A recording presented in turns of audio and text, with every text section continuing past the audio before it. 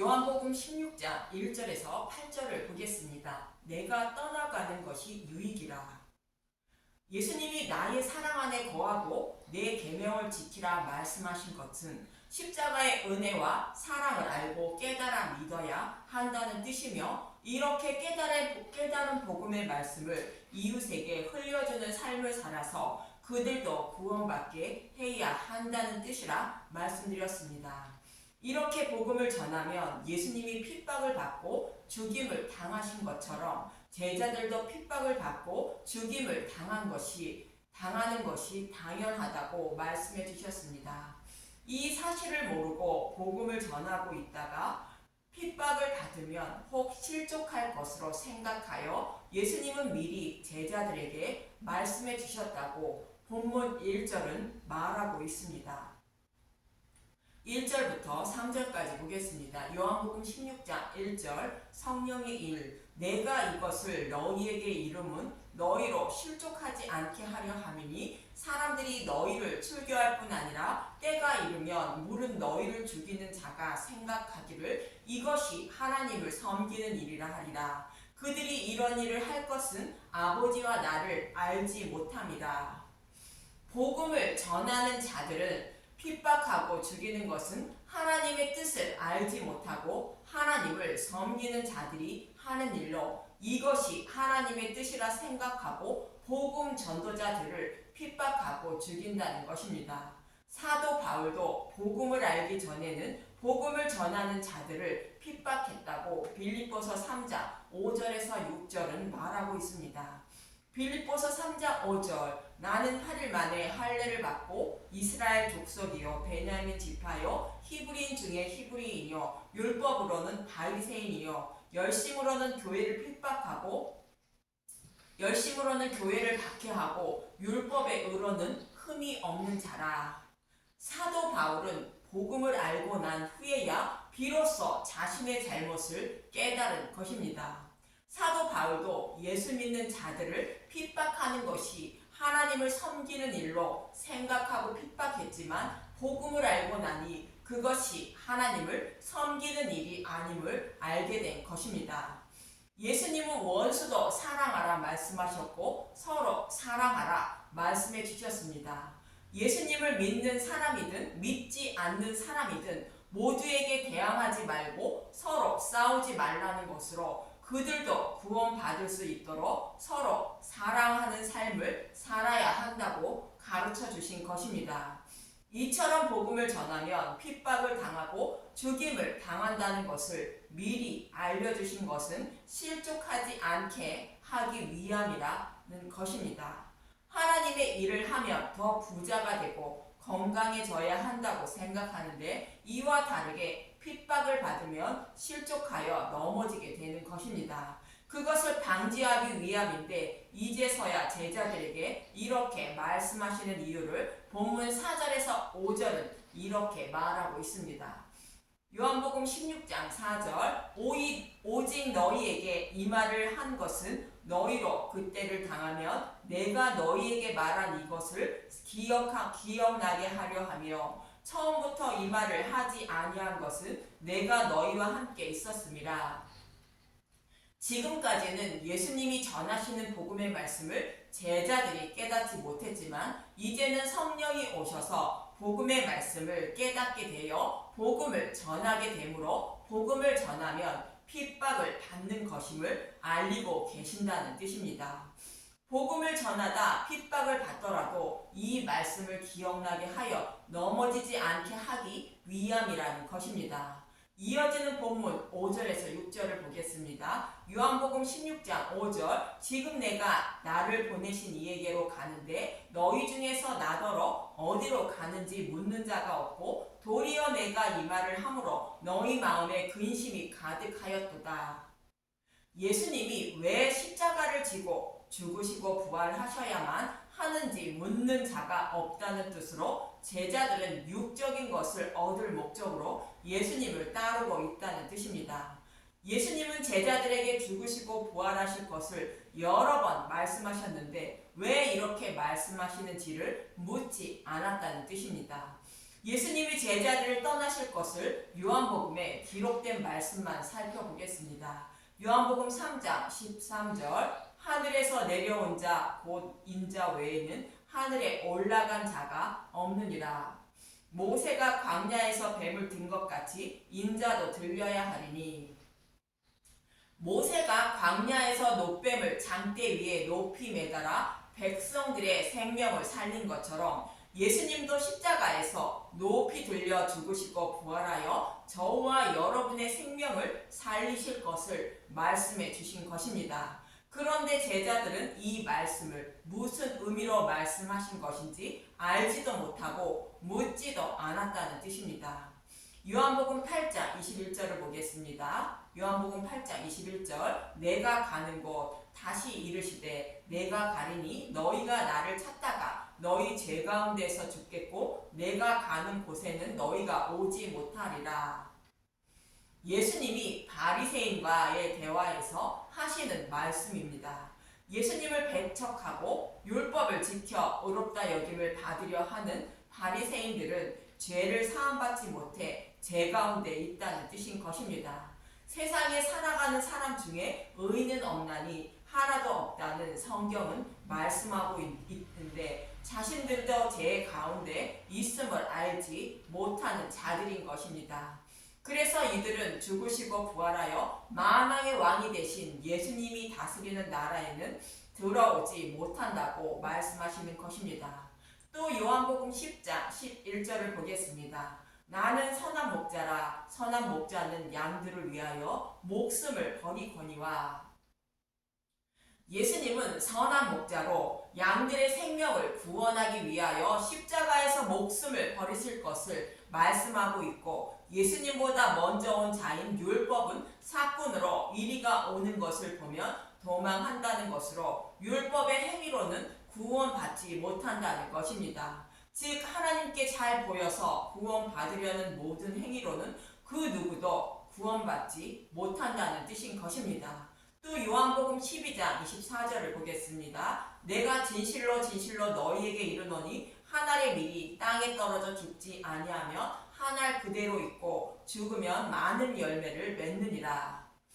예수님의 십자가를 한 알의 밀로 말씀하시는 것으로 예수님이 십자가에서 죽지 아니하면 저와 여러분은 믿음의 열매를 맺지 못하고 죽으면 많은 열매를 맺는다는 것으로 예수님이 죽으시고 부활하셔야 하나님의 백성을 믿음에 이르게 하여 구원하실 수 있다는 뜻인 것입니다.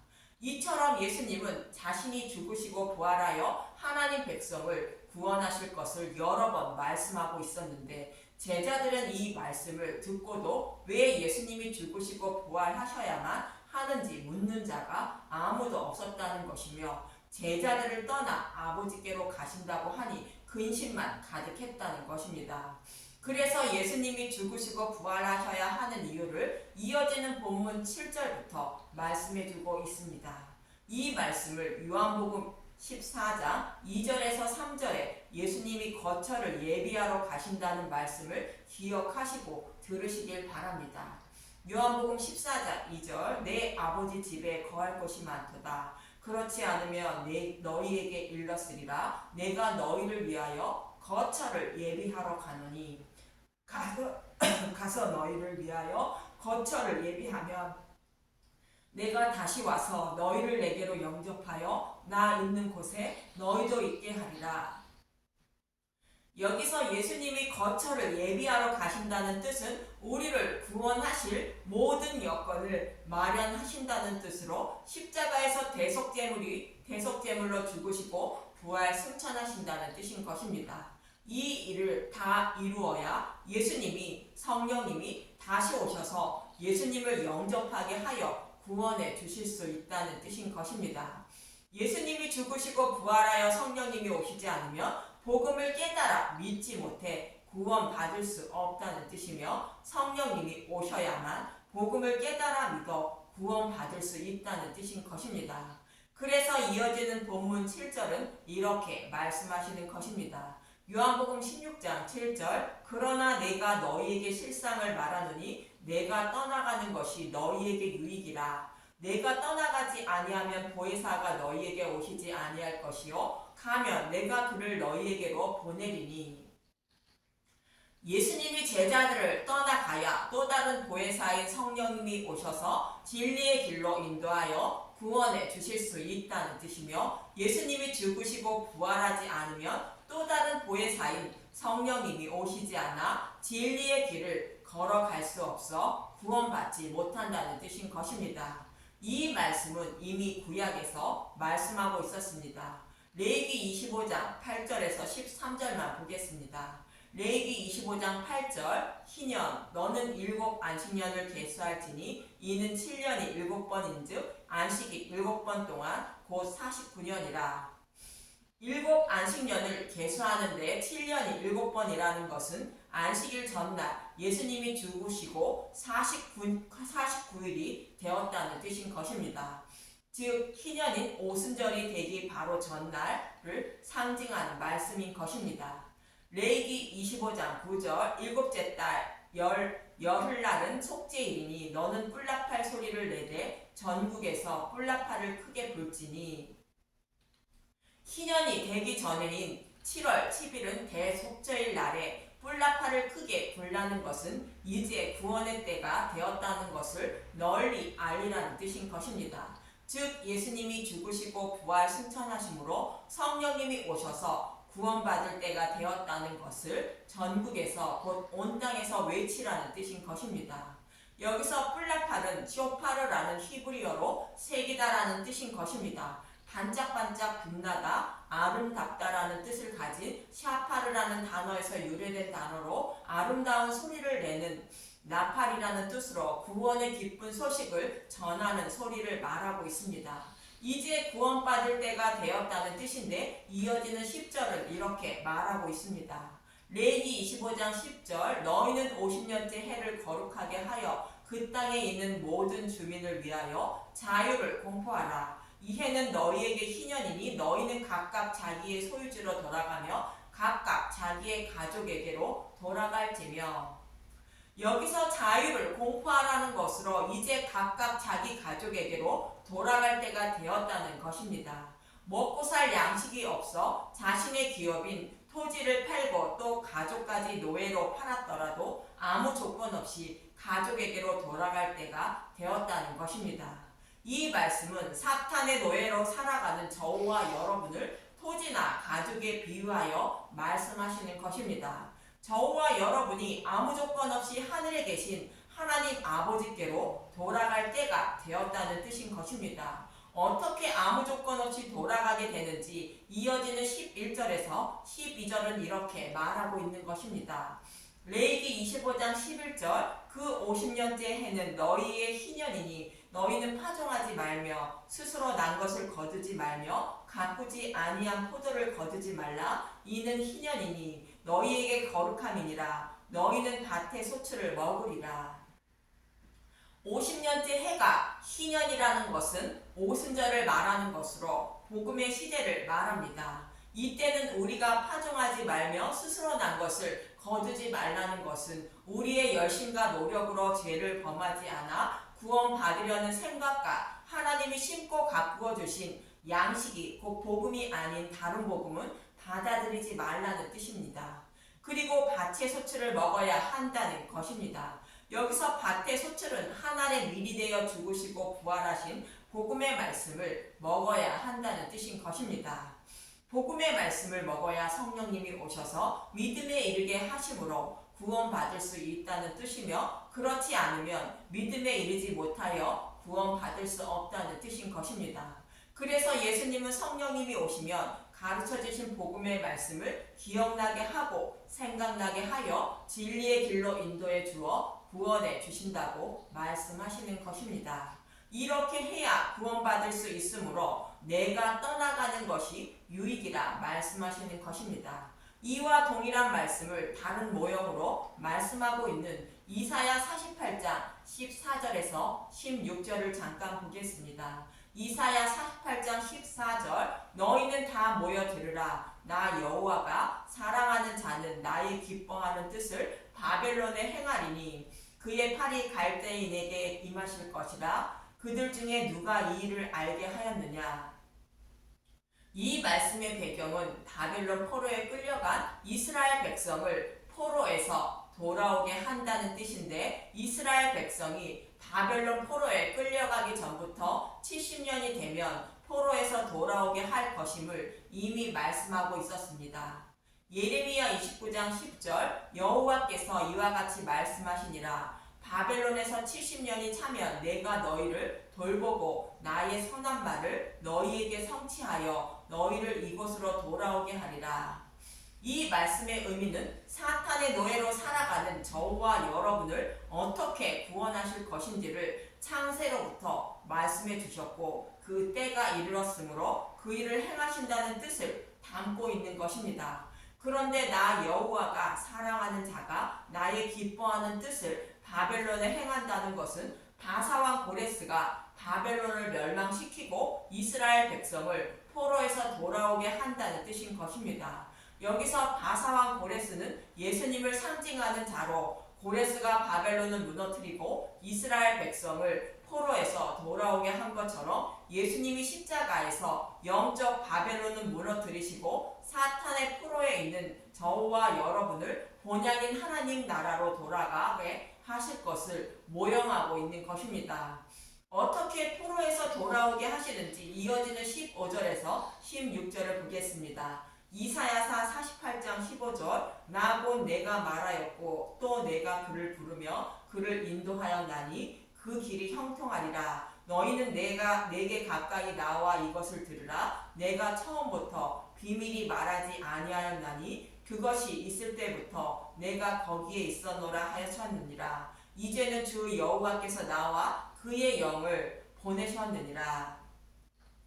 창세로부터 어떻게 구원하실 것인지를 말씀했다는 뜻으로 처음부터 비밀이 말하지 아니했다고 말합니다. 하나님은 창세기 1장 첫째 날부터 예수님을 보내셔서 구원하실 것을 성경의 말씀을 통하여 말씀해 주셨습니다. 이제는 그 약속하신 말씀을 이루어 주실 때가 되었다는 뜻으로 이제는 주 여호와께서 나와 그의 영을 보내셨다고 말합니다. 나는 고레스가 상징하는 예수님을 말하며 그의 영은 들은 복음의 말씀을 생각나게 하여 믿음에 이르게 하실 성령을 말하고 있습니다. 이렇게 해서 영적 바벨론에 살아가고 있는 저와 여러분에게 복음의 말씀을 깨달아 믿게 하여 하나님 나라로 인도해 주실 것을 말씀하고 있는 것입니다. 이 외에도 예수님이 죽으시고 부활하여 성령을 보내주시고 구원해 주실 것을 성경 곳곳에서 말씀해 주고 있는 것입니다. 그럼 성령님이 오셔서 어떤 일을 하시는지 이어지는 본문 8절을 보겠습니다. 요한복음 16장 8절 그가 와서 죄에 대하여 의에 대하여 심판에 대하여 세상을 책망하시리라. 한마디로 말씀드려서 성령님이 오셔서 복음의 말씀을 깨달아 믿을 수 있도록 잘 가르쳐 주신다는 뜻인 것입니다. 마치 옛날 훈장 선생님이 회초리를 대며 훈계하여 그를 잘 가르쳐주는 모습과 같은 의미인 것입니다. 여기서 책망하다는 엘렌코라는 헬라어로 논박하다, 훈계하다, 죄를 깨닫게 하다라는 뜻으로 복음의 말씀을 조리 있게 잘 가르쳐 주신다는 뜻인 것입니다. 이렇게 성령님이 오셔서 들은 복음의 말씀을 조리 있게 잘 가르쳐 주심으로 저와 여러분은 비로소 복음의 말씀을 깨달아 믿게 되어 믿음의 용사로 거듭나 구원받게 된다는 것입니다. 그렇지 않으면 믿음에 이르지 못하여 구원받지 못하게 되므로 예수님은 내가 떠나가는 것이 너희에게 유익이라고 말씀하시는 것입니다. 저와 여러분도 성령님이 오셔야 믿음에 이르게 되어 구원받음을 잊지 마시고 이 죄인을 불쌍히 여겨주셔서 성령님을 보내어 구원해 달라고 간절히 구하시는 저와 여러분이 되시길 기도드립니다. 감사합니다.